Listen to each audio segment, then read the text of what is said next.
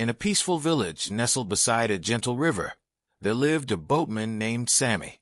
Every day, with steady hands, he ferried villagers and visitors across the river, knowing every bend, every hidden current by heart.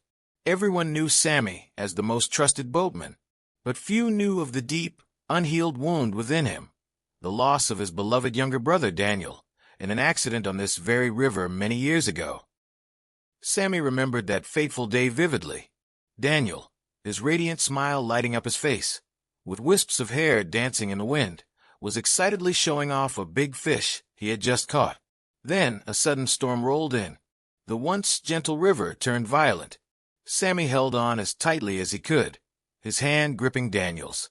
But a monstrous wave swept everything away, leaving Sammy with nothing but helplessness and a tormenting sense of guilt. From that day on, it was as if Sammy's smile had vanished. He only spoke when necessary, his voice flat, devoid of warmth. His meals often grew cold beside the window overlooking the river, a source of livelihood and a cruel reminder of loss. Each safe crossing he made felt like a quiet act of penance, though none could ever soothe the wound in his heart.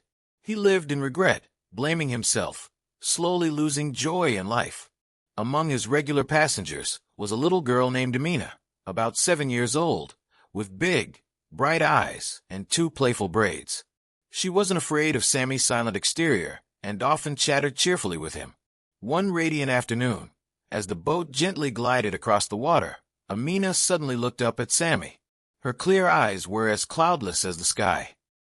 "Uncle Sammy," she asked, "why do your eyes always look like a winter lake?" Sammy froze. The sound of his paddle faded. He stared at the girl in surprise. Amina tilted her head, her voice innocent and sincere.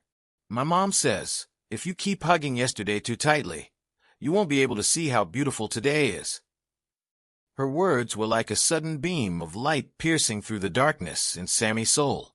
They awakened something within him, something no adult's advice had ever been able to reach. That evening, after the last ferry ride, Sammy didn't go home right away. He sat quietly by the riverbank, where the sunset dyed the sky a deep purple. The river before him flowed steadily, without hesitation, on its way to the distant sea. For the first time in years, Sammy didn't just look at the river. He truly saw it.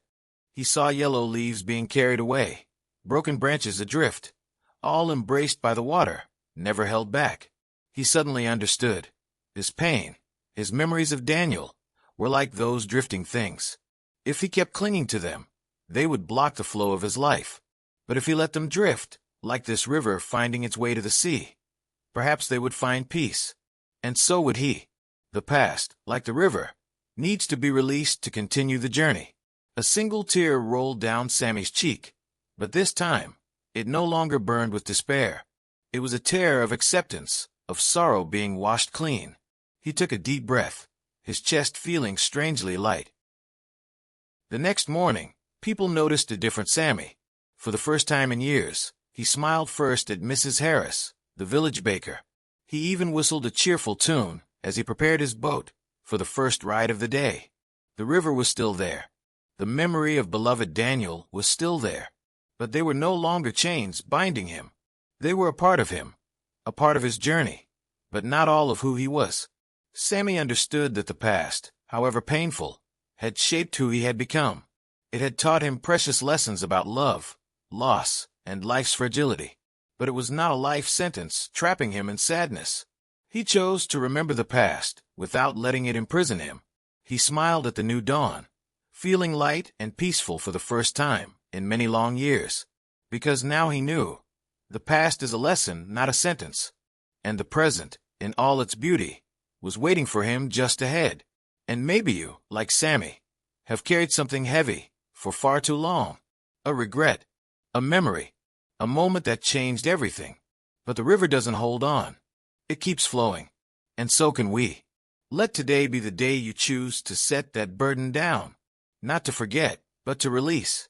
Because healing doesn't begin in forgetting the past. It begins when we stop letting it define who we are.